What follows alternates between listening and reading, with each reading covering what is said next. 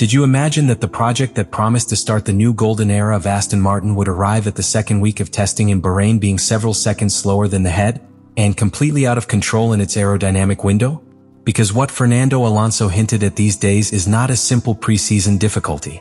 It is confirmation that the AMR26 was born incomplete, fragile, immature, and that the paddock went from respect to absolute confusion in a matter of hours. And the most disturbing thing is not that the car is slow. The thing is that Alonso is no longer hiding it. The second week of testing in Bahrain was not destined to be a moment of crisis for Aston Martin. On the contrary, internally it was expected to be the point where the AMR26 began to show real signs of competitive life. The first week could be justified as an installation phase, basic data collection and systems verification. But the second was the week of real comparisons. The week where fuel is low, where more representative batches are tested, where the paddock begins to measure distances with greater precision.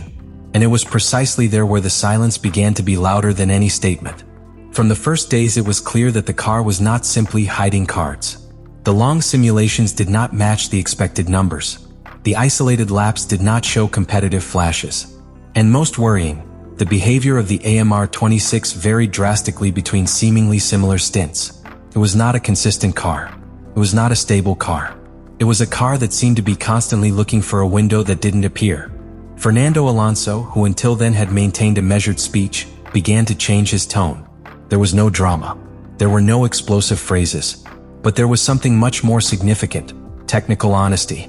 He admitted that the car is extremely sensitive, that small changes generate enormous variations in performance, and that, in Formula One, is not a positive quality when it occurs on this magnitude. Because when a pilot talks about sensitivity in tenths, we are talking about fine adjustments. But when that sensitivity approaches a full second depending on the balance, we are looking at a car that is not correlated correctly. A car that in the simulator can promise one thing and on the track offer something very different. In the second week of Bahrain, something even more delicate was exposed. The real deficit with respect to the leading teams was not marginal. There was internal talk of losses that were around 4 seconds per lap in certain comparative conditions. 4 seconds cannot be explained by hiding downforce. They cannot be explained by riding heavy. They are not explained by conservative programs. They are explained by a concept that is not yet working. And the paddock noticed it. Rival teams stopped looking at Aston Martin as an immediate threat and began to see it as a project in an embryonic phase. That changes competitive psychology. Because respect in Formula One is not built with promises, it is built with stopwatches. The most disturbing thing of all was not the lack of pure rhythm. It was the absence of a solid foundation. The car did not show a clear identity on the track. It wasn't strong in fast corners. It didn't stand out in traction. It did not shine in braking stability. It was as if each sector told a different story. Alonso, far from sounding defeated, conveyed a calm that for many was even more worrying. As if he accepted that the real starting point was much further back than had been publicly projected. That serenity was not resignation. It was understanding of the risk taken. Because everything indicates that AMR26 was not conceived as a safe evolution. It was conceived as an aggressive bet. A bet that prioritizes the maximum performance ceiling even if the initial floor is low. And in Bahrain, during that second week, it became clear that the ground is very low. The problem now is not just recovering time. It is building a stable platform from which to develop. And that, in the middle of a season that waits for no one, is a race against the clock. This is where the story really begins. Because the second week of testing not only showed a slow car, he showed a project that is not yet finished. And that, in modern Formula One, can be the beginning of a historic comeback, or the beginning of an extremely long year. The key is in the correlation. In modern Formula One, development is built on the precision between simulator, wind tunnel and track. When that triangulation works, engineers know exactly what change will produce what result. When it doesn't work, every outing on the track becomes an uncertain experiment. And in Bahrain, Aston Martin seemed to be in that second scenario. The AMR26 showed 2 wide variations in behavior between runs. We are not talking about differences due to degradation or crosswind. We are talking about balanced changes that completely altered the driver's confidence in medium and high-speed corners. A car that seemed reasonably stable on one lap became unpredictable on the front axle on the next. That inconsistency is not a problem of driver talent. It is an aerodynamic-based problem. When Alonso talks about the car being extremely sensitive and that 8/10 can appear or disappear with a small adjustment, He is describing a car with an extremely narrow operating window. This means that the aerodynamic flow does not remain stable under different load and altitude conditions. It means that the soil, which is the heart of these regulations, is not working robustly. And this is where the paddock starts to get restless, because a car that is slow can evolve. But a car that is not consistent needs to first be understood. And understanding it consumes time, resources, and development that other teams are already dedicating to improving tenths, while Aston Martin is still looking for seconds. Bahrain's second week also left another worrying sign: the lack of an isolated flash.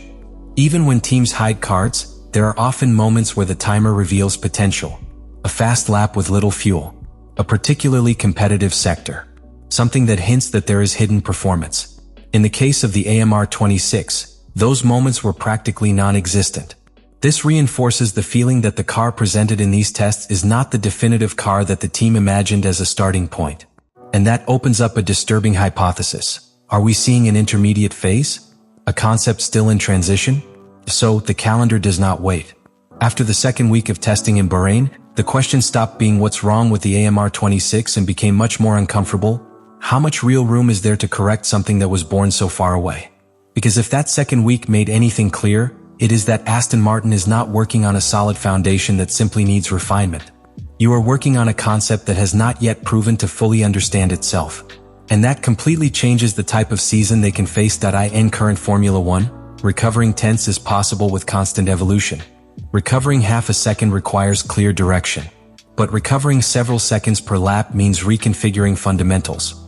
And the AMR26, as seen in Bahrain, was not losing out on marginal details.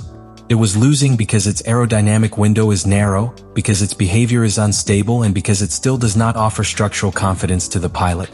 The risk that the team took is beginning to show itself starkly. They opted for an aggressive concept with a potentially high-performance ceiling, but with an extremely low initial floor. That means the car could have hidden margin, but only if they can find that magic window where everything fits. And in Bahrain's second week, that window didn't appear.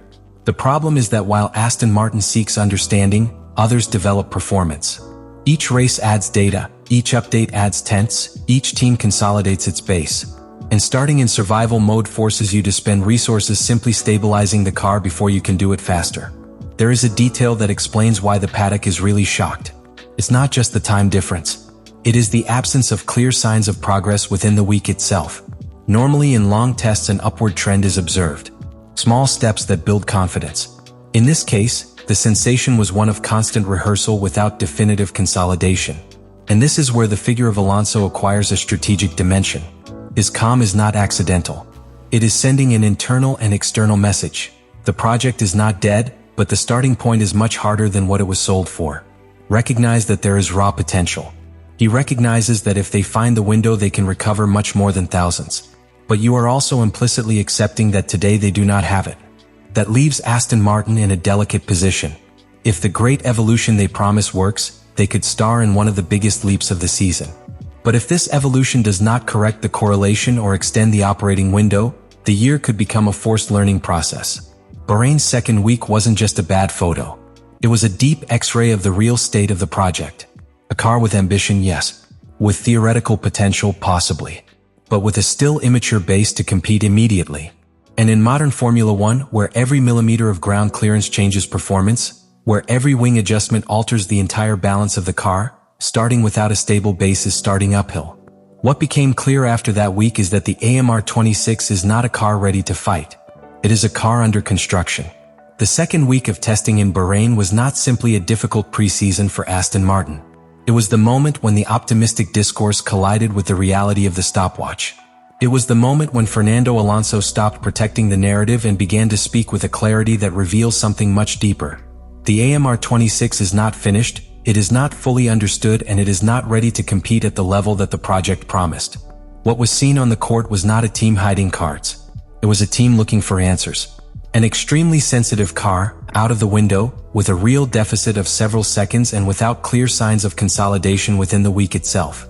And that, in a Formula 1 where every detail is millimeter optimized, is a structural alarm. But this is where the story gets interesting, because something was also clear. The concept is aggressive. The raw potential could be high if they can stabilize it. The difference is not a few tenths that require micro adjustments. It is a huge gap that, if they managed to partially close, could translate into a dramatic leap. The risk was conscious. They opted for the maximum ceiling even though the floor was low. Now the question is not whether Aston Martin will improve. The question is whether they will find the window before the season slips away. Bahrain left an honest X-ray of the project. A car under construction. A pilot who no longer hides reality. And a paddock that went from respect to bewilderment in a matter of days. Let me know in the comments what you think about all this.